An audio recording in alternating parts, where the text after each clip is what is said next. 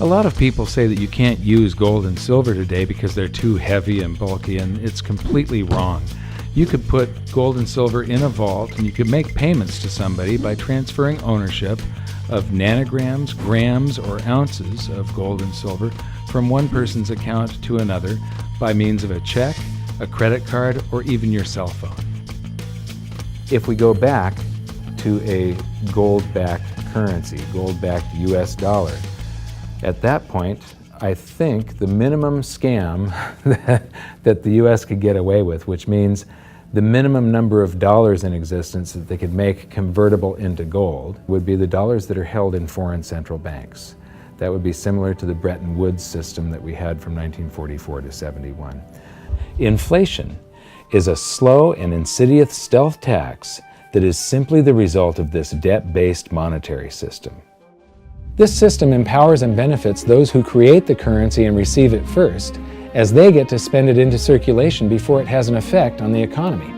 They're stealing purchasing power from you and transferring it to the banks and the government every hour of every day because of this false monetary system.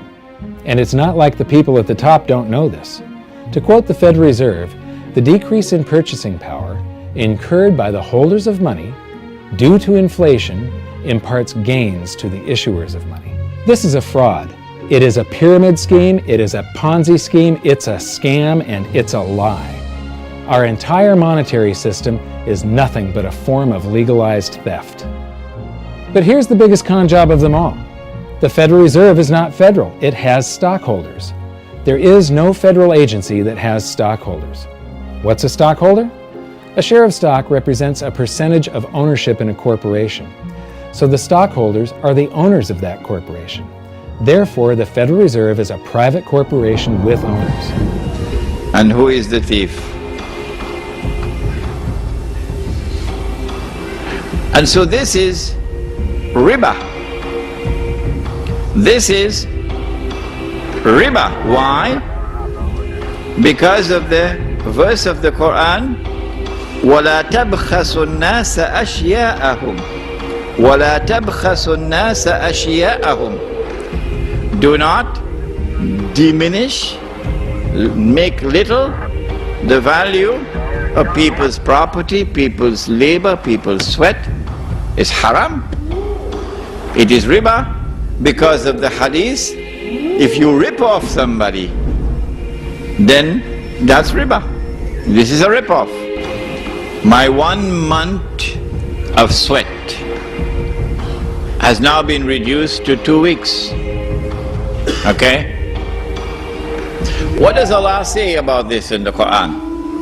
It's there in the Quran. It's there. But we don't notice it. The Prophet Shu'aib alayhi salam and the market or the economy of the people of Shu'aib alayhi salam is a corrupted market. There's a lot of ripping off going on in this market.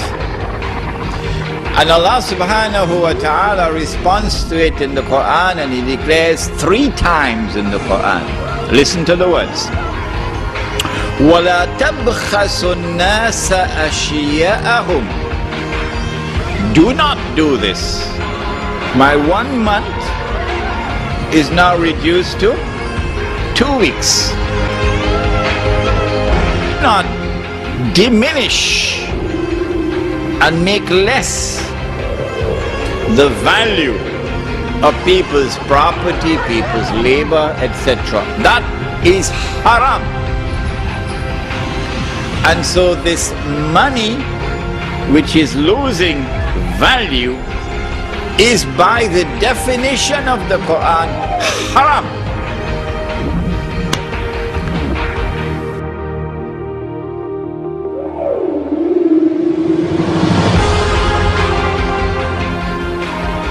What they did was to control the price of gold.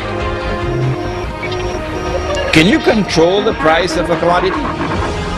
Yes, if you can establish what is called a monopoly, then you can control the price of a commodity. The Prophet ﷺ cursed the one who establishes a monopoly.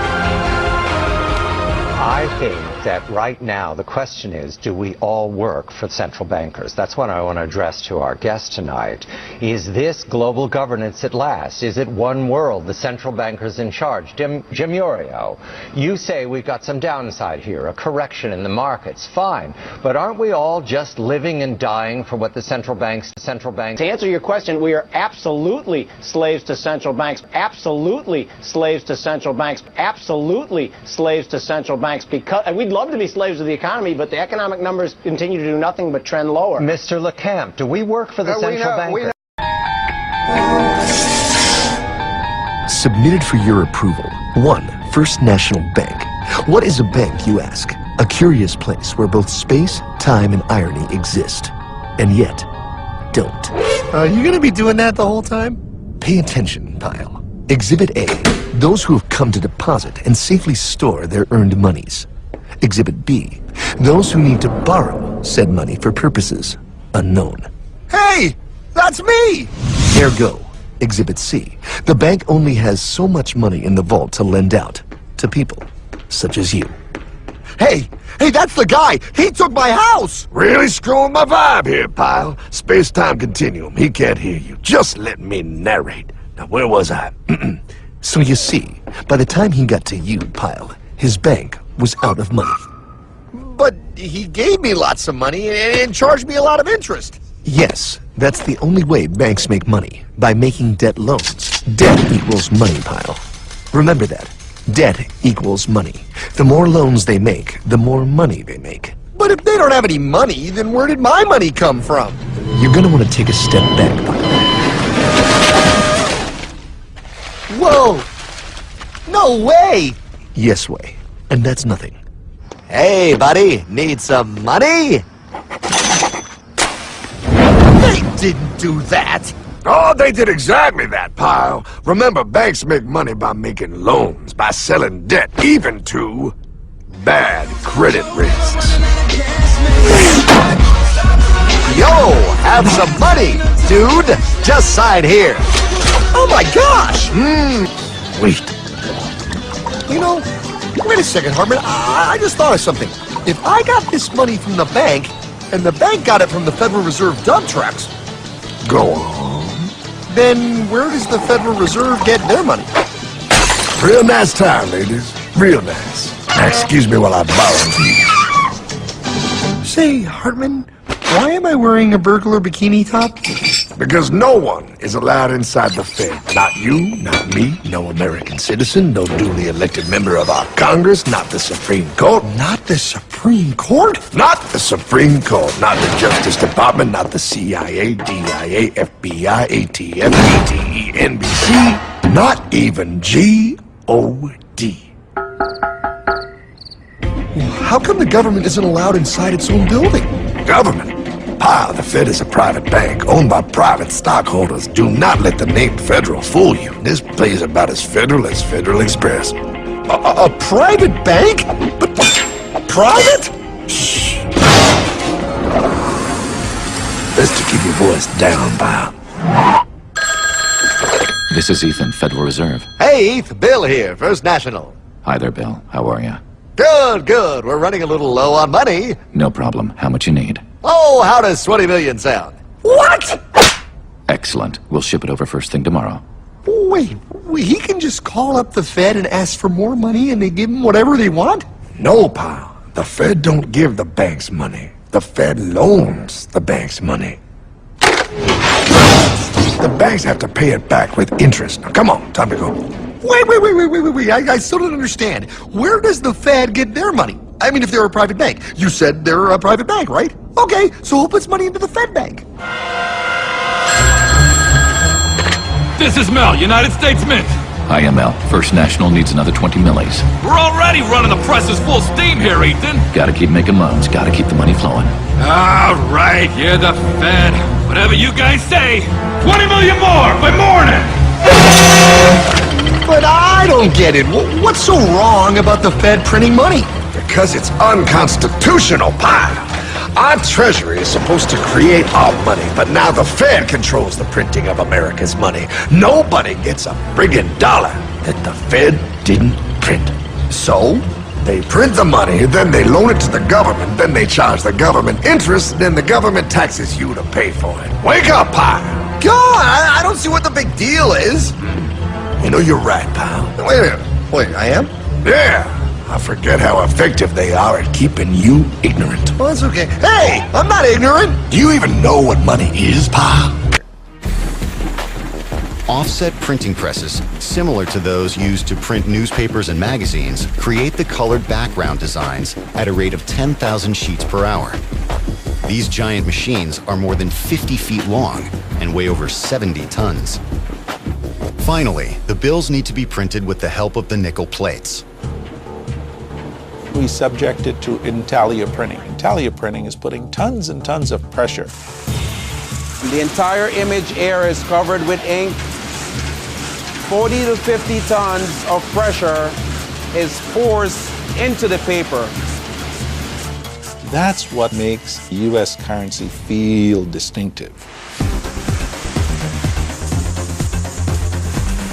Behind me, we have $514 million. Actually, it's still just paper. Without a few finishing touches, it's not money. This here is where we overprint the sheet with Treasury seal, black Federal Reserve seal, and set of serial numbers on each note. Track will then push it down to the large knife, which will make the horizontal cut. Goes right into the small knife, makes the vertical cut. Here it becomes an individual note. These two carousels here have 32 pockets. Each pocket will hold 1,000 notes. Each bundle will get counted. It will get shrink wrapped. They'll take 4 bricks. 16,000 notes becomes a cash pack. And this is how they send it out to the Federal Reserve banks. From the Federal Reserve System to commercial banks, and from commercial banks to you, the individual, into your wallet.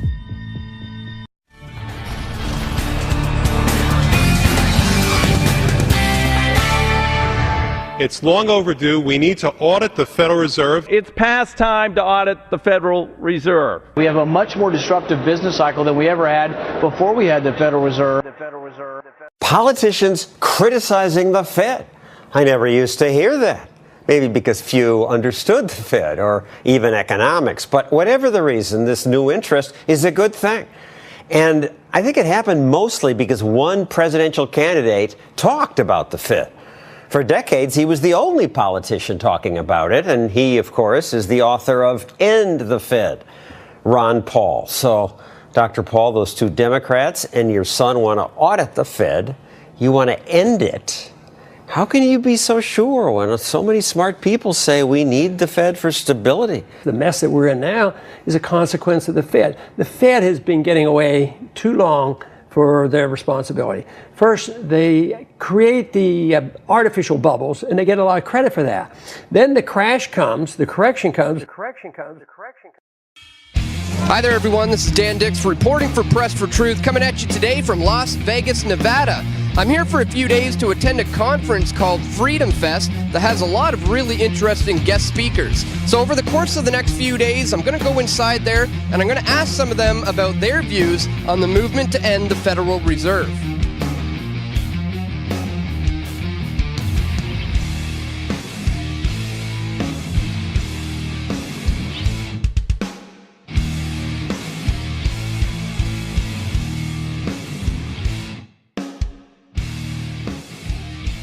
I'm curious as to your thoughts about right now. There seems to be some momentum with the movement to end the Fed. It's been picking up in Germany, other places around the world. People are starting to really get involved in this movement to end the Fed. Are you aware of the momentum that it's gaining lately? Yeah, I think there is a growing movement, and which is nice.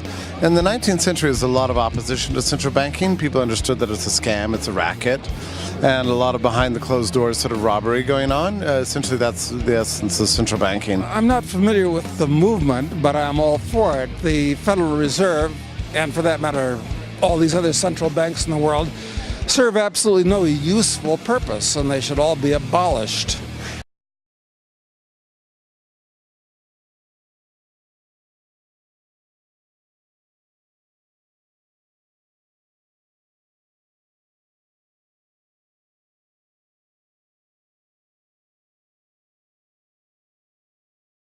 40 years ago. Well, it's inconvenient not to use currency because when you go to McDonald's, which I don't do, but they're not going to take anything but Federal Reserve notes. So it's problematical. I don't think we actually, well, my view is we don't really have to end the Fed. It's going to end itself. It's going to destroy the dollar as a currency. In fact, in the years to come, and I hate to sound so radical, but I think most of the world's currencies are going to blow up or dry up and blow away. So they'll end themselves. Now, well, they'll start new currencies and so forth, but I'm of the opinion that more and more people are going to start using gold as a store of value and even day to day in a medium of exchange, as a medium of exchange. Is gold the answer? Yeah, well, I mean, gold's the answer to a lot of questions, but people should own gold, but not only gold. But we recommend people diversify, find the countries that have the most to gain from the collapse of the dollar, right? There are going to be winners and losers. Americans are going to be the big losers, no question about that. But there are going to be winners, so you want to bet on the winners. You want to own assets in the countries that have a lot to gain from the dollar's demise. Because right now, there are a lot of countries that are suffering because they have to prop up the dollar. They have to support the dollar. Their own people are suffering so that Americans can keep consuming things that they can't afford. Capital is being diverted from more productive uses abroad to prop up the U.S. government, to prop up the U.S. dollar. And so I think right now, this is a giant burden on a lot of people that will be lifted when they no longer have to support America's spending habit and our borrowing habit. So understand the way the world is going to change when the dollar is no longer the center of the financial universe, right? No longer the key currency. If the Fed does come to its inevitable crash or the dollar crashes, what do you think is going to replace this system? Well, I think before that happens, what you're going to see is we're going to do finally in a few years what we did for the first 180 years of the U.S.'s existence, and that is have a dollar linked to gold. Keep the politicians out. So back to a gold-backed standard for the dollar? Gold standard, yes. It's. I think as an individual, you have to think about your own reserve standard. Don't trust your government. Don't trust your government. Don't trust your government to have reserves and manage them in your interest. If you have savings, well, create your own reserves. Whatever that may mean for you, gold.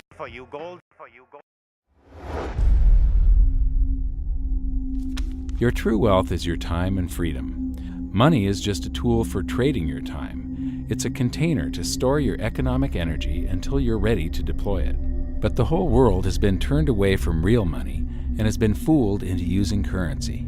A deceitful imposter that is silently stealing your two most valuable assets, your time and your freedom. Welcome to the rabbit hole. We are entering a period of financial crisis that is the greatest the world has ever known. The wealth transfer that will take place during this decade is the greatest wealth transfer in history. Wealth is never destroyed, it is merely transferred, and that means that on the opposite side of every crisis there is an opportunity. The great news is that all you have to do to turn this crisis into your great opportunity is to educate yourself. I believe that the best investment that you can make in your lifetime is your own education. Education on the history of money, education on finance, education on how the global economy works, education on how all of these guys, the central bankers, the stock market, how they can cheat you, how they can scam you. If you learn what is going on and how the financial world works, this crisis, the greatest crisis in the history of mankind, into your great opportunity.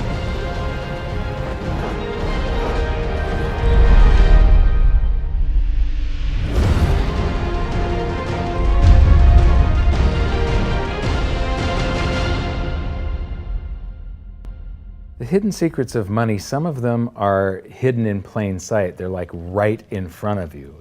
The way the monetary system works is something that isn't actually hidden away from all of us. It's out in the open, but it's complex and people just they can't see how it works.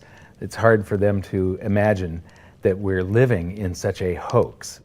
Others are meant to be secret, but the truth is slowly coming out, like the Federal Reserve being a private corporation and not really part of the U.S. government. But when I started studying this, what I found was that there was no place that I could point people to where they could get it all in one spot. And so I basically decided to write my book about it and consolidate monetary history, economics, the markets, fundamentals of gold and silver. One of the reasons that we are in the financial mess that we are today globally is that people do not understand the difference between currency and money. Currency is a medium of exchange, a unit of account. It is portable, durable, divisible, and something called fungible. Fungible means that each unit is the same as the next unit. A dollar in my pocket buys the same amount as a dollar in your pocket. Money is all of those things plus a store of value over a long period of time. Even financial planners, bankers, your accountant, they don't understand the difference between currency and money. The currency in your pocket is a medium of exchange. It's a unit of account because it's got numbers on it.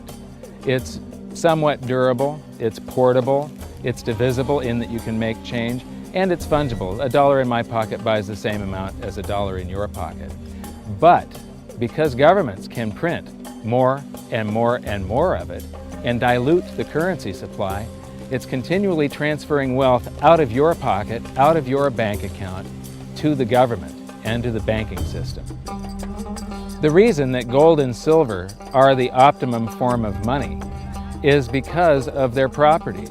It's an easy medium of exchange because gold and silver store a large amount of value in a very small area. It's a unit of account. Pure gold has the same value all over the planet. So an ounce of gold buys the same amount here in Egypt as it would in China or in the United States. It's durable. The same gold that Egyptians were using in trade 5,000 years ago is still here with us today. It does not corrode. It's divisible. You can make change with it. It's very portable. You could use something like oil as money. It's just that you can't carry around a barrel of oil on your back. It's fungible. Pure gold is the same wherever it is on Earth. Pure silver is the same wherever it is on Earth. It's limited in quantity. That's the reason that it maintains its purchasing power. Governments cannot print it. Over the last 5,000 years, only gold and silver have maintained their purchasing power. There have been thousands upon thousands of fiat currencies, currencies that are unbacked by gold or silver, and they have all gone to zero. It's a 100% failure rate.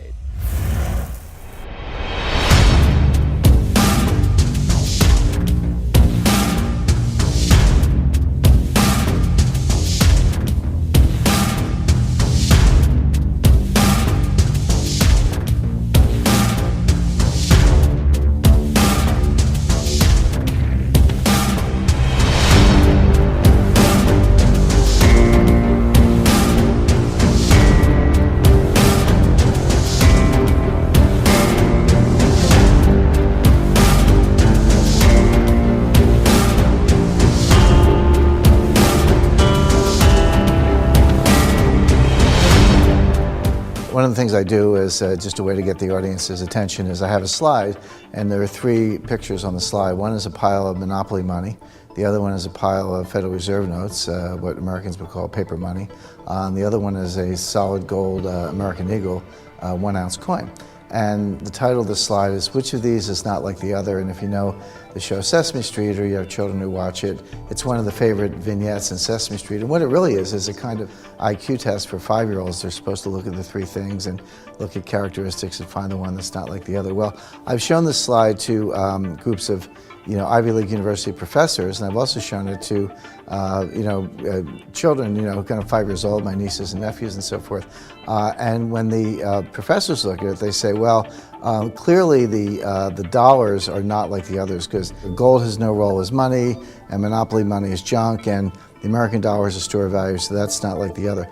But the children look at it and they say, well, the gold coin is not like the other because the other two are just piles of paper, and the gold coin is clearly something different. So my question to the audience is, who's smarter, a 5-year-old or an Ivy League professor? Before World War I, Each note that a Treasury issued would say that there have been deposited with the United States Treasury $20 in gold coin payable to the bearer upon demand. The money was in the vault. The currency was a note they gave you that was a claim check, only a claim check on the money, the same as if you go to the dry cleaners and you give them your shirt and they give you a claim check for your shirt. The value is that shirt at the dry cleaners, not the piece of paper that says that you own that shirt. So our currency that circulated was the paper US dollars, and they were claim checks on money. The next hidden secret is the difference between currency and money. Money must be a store of value and maintain its purchasing power over long periods of time. As we progress through this series, you'll learn that national currencies are really a tool used by the government and the financial sector to leech away your time and your freedom by stealing your purchasing power. So rather than storing your economic energy, currencies leak. Now compare that to the gold and silver the Egyptians were using. Like I started with, it still wasn't money because it wasn't interchangeable yet. But they were on the right track, as gold and silver have proven over thousands of years to be the ultimate store of value. Hello and welcome to Money Trail with me, Amir Arfat. Today, the international banking cartel, from the Rothschilds to the House of Morgan to the Federal Reserve. Who controls the world's money? The four horsemen of banking, Bank of America, JP Morgan Chase, Citigroup, and Wells Fargo, own the four horsemen of oil, ExxonMobil, Royal Dutch Shell, BP, and Chevron Texaco. In tandem with Deutsche Bank, BNP, Barclays, and other European old money behemoths. But their monopoly over the global economy does not end at the edge of the oil patch. According to company 10K filings to the SEC, the four horsemen of banking are among the top 10 stockholders of virtually every Fortune 500 corporation.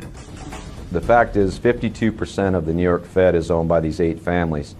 It's the Rockefellers, the Rothschilds, Goldman Sachs, Lehmans, Lazards, Warburgs, Kuhn-Loebs, and Israel Moses Seifs. And the latter family, that goes back to the Genoese bankers, you know, when they first moved into Europe. And these are just really old families. And you know the saying, money begets more money, you know, you got to have money to make money. Well, guess what? These people had money in the 16th century, whatever. And so, you know, many people estimate that the Rothschilds, the richest of these families, are worth over $100 trillion. The international banking cartel is a consortium of about 15 to 20 to 25 international banks of large magnitude with large amounts of political influence. These are the too big to fail banks around the world. They're too big to fail. They're too big to jail. And they are essentially the ones who control the private central banks of the world, because in most countries, United States, Britain, Germany, Japan, and so on down the line, the central bank is a privately controlled institution, even if it's not always, formally speaking, privately owned. The control that these banking families exert over the global economy cannot be overstated and is quite intentionally shrouded in secrecy. The corporate media arm is quick to discredit any information exposing this private central banking cartel as conspiracy theory, yet the facts remain. And what my book is about is how they've established this total monopoly over the 3 most valuable commodities in the world: guns, drugs, and oil. And then, worse yet, they've taken over the central banks of every country, not just the Federal Reserve, but, you know, the Bank of England, the Bundesbank, the Bank of France, Bank of Australia. I mean, you name it. And it's just stranger than fiction that this can happen. But, you know, these banking cartels with our fiat currency system, where they can, you know, print more money, lend out more money than they actually have in reserve, and the government backs it. We have the Royal Bank of Scotland. We have HSBC, that's the old Hong Kong, Shanghai Banking Corporation. Lloyds Bank, TSB, that has absorbed HBOS, Building Society. That is followed then by Bank of America, Citigroup, JP Morgan Chase, UBS, Credit Suisse, Deutsche Bank and Westdeutsche Landesbank of Germany, Société Générale of France, the Bank of Tokyo Mitsubishi UJF, Norinchukin of Japan, Royal Bank of Canada, and Rabobank of the Netherlands. Now that group, 15, 16 banks, that is essentially the heart of the cartel. One important repository for the wealth of the global oligarchy that owns these bank holding companies is U.S. Trust Corporation, founded in 1853 and now owned by Bank of America. A recent U.S. Trust corporate director and honorary trustee was Walter Rothschild. Other directors included Daniel Davison of J.P. Morgan Chase, Richard Tucker of ExxonMobil, Daniel Roberts of Citigroup, and Marshall Schwartz of Morgan Stanley. Basically, it's like these families are running this printing press, and they get countries in debt, they get individuals in debt, they get companies in debt, and when those people go into debt and can't pay their loans back, then these bankers come in and seize the real asset, which is the house, the car, the Mexican National Cement Company, which is what they did in the Mexican debt crisis in 1997. The way they got out of that was they handed over all their state assets to Asarco, and B&N took over the whole railroad in Mexico. And, you know, it's a scam. And now the world's biggest and perhaps oldest modern banking family. Ladies and gentlemen, the Rothschilds.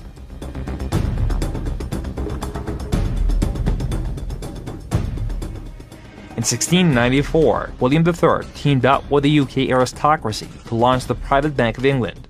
The Rothschilds and their inbred 8 families partners gradually came to control the Bank of England. Mayor Amschel Rothschild once said, quote, "I care not who controls a nation's political affairs, so long as I control her currency." When Amschel Meyer Bauer inherited the business, he decided to change his name to Rothschild. Amschel soon learned that loaning money to governments and kings was more profitable than loaning to private individuals. Not only were the loans bigger, but they were secured by the nation's taxes. Mayor Rothschild had 5 sons. He trained them all in the skills of money creation, then sent them out to the major capitals of Europe to open branch offices of the family banking business. His first son, Amschel Meyer, stayed in Frankfurt to mind the hometown bank. His second son, Solomon, was sent to Vienna. His third son, Nathan, was clearly the most clever. He was sent to London at age 21 in 1798, 100 years after the founding of the Bank of England. His fourth son, Karl, went to Naples, and his fifth son, Jacob, went to Paris. Rothschilds soon grew unbelievably wealthy. By the mid-1800s, they dominated all European banking and were certainly the wealthiest family in the world. The Rothschild family was a German banking family. Their original name was Bauer. They changed their name to Rothschild.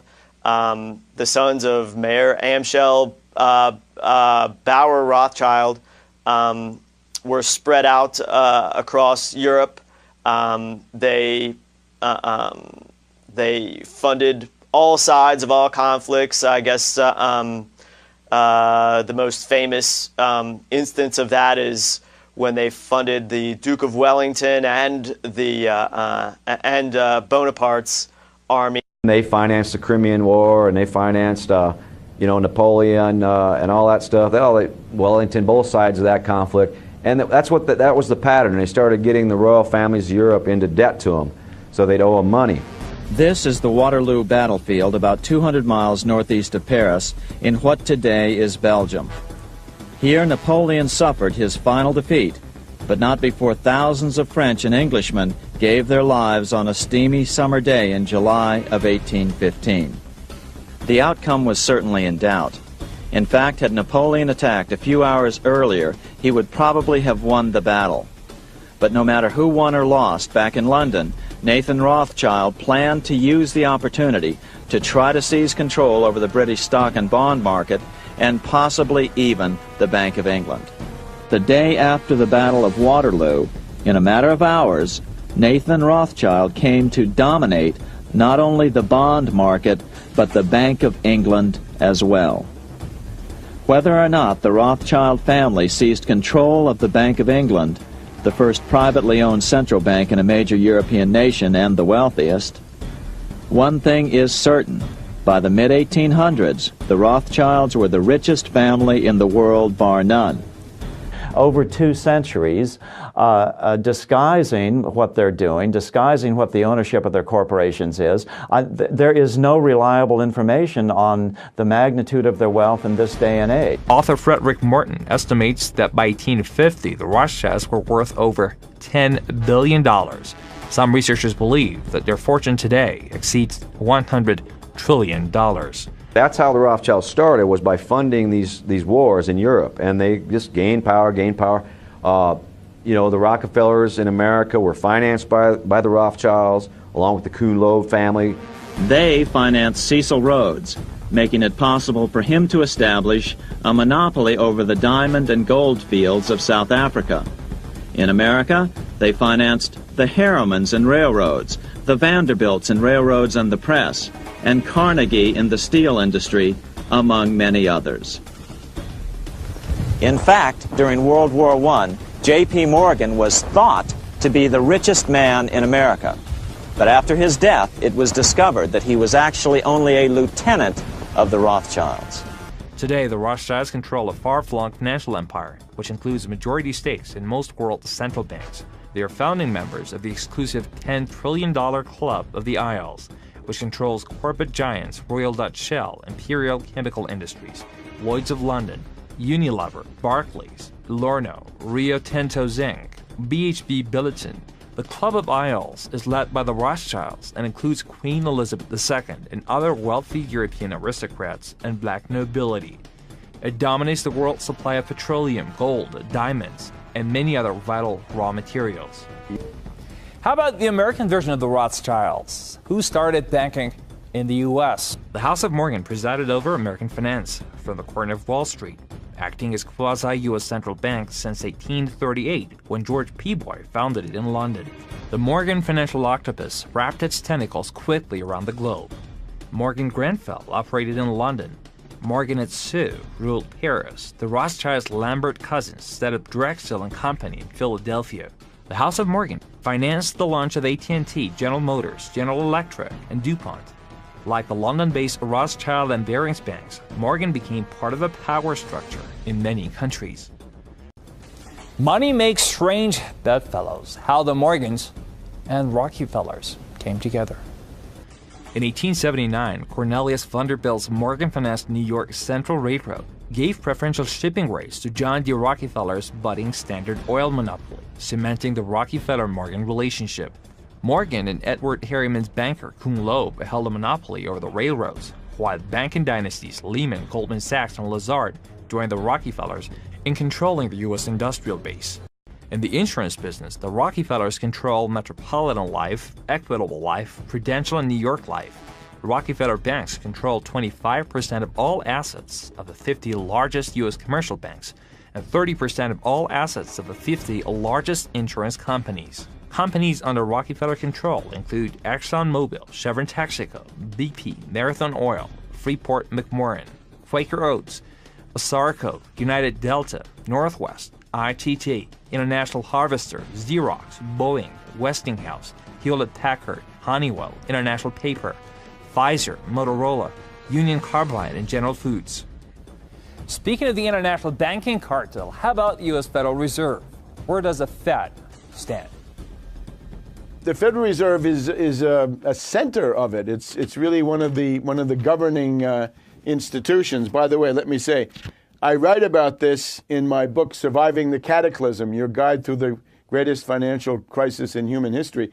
And here on the cover, we have the Fed breaking up. Everyone who can read the writing on the wall can see the Federal Reserve Bank controls the United States government. They control every aspect of the economy, and they are controlled by an international bank according to the rules that everybody knows. Basel III. That's the rules by which all the private central banks operate, and it's set in a foreign country, which means the Federal Reserve Bank is a treasonous institution that destroys or has destroyed American sovereignty, as has the European Central Bank and the banks around the world, as has, every nation where these Rothschild central banks operate out of. How about the central bank of all central banks? The Bank for International Settlements in Basel, Switzerland. The Bank for International Settlements is the most powerful bank in the world, a global central bank for the 8 families who control the private central banks of almost all Western and developing nations. The Bank for International Settlements is owned by the Federal Reserve, Bank of England, Bank of Italy, Bank of Canada, Swiss National Bank, Netherlands Bank, Bundesbank, and Bank of France. Naturally, it's a sinister institution, right? Secretive, wealthy, with no accountability, no transparency, no TV cameras, no nothing, all secret. This is the kind of thing that would have to end.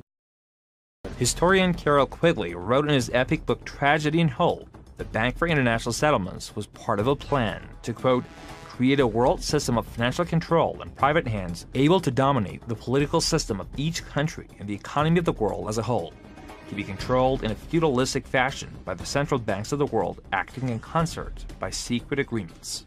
The international banking cartel that controls the central banks of all but 3 nations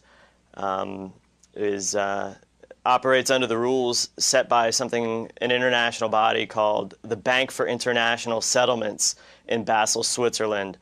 And the central banks of the world, from the United States to Russia to China, they all operate under Basel III, is what's being transitioned into now. And Basel III is the rules by which all of these banks operate.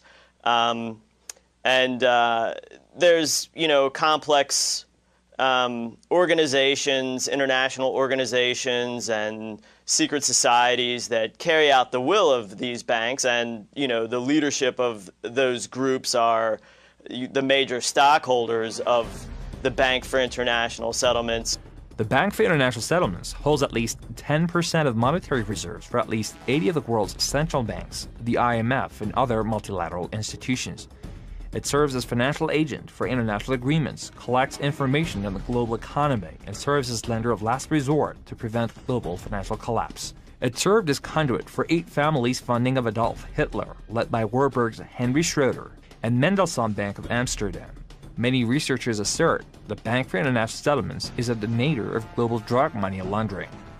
It's a banking cartel that prints money out of thin air and charges people interest and leverages its war machine, which exhibits itself in the Russian military, the United States military, the Chinese military, and they play different nationalities of people off of one another in order to enslave the planet and consolidate their power. Politicians often declare wars, but who are the true warmongers? Who are the people that fund the wars? Who are the true war profiteers?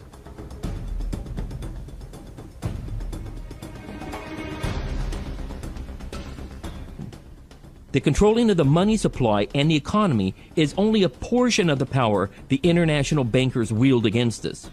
The next tool for profit and control is war.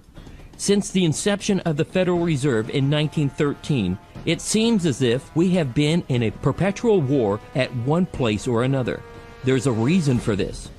It's important to understand that the most lucrative thing that can happen for the international bankers is war.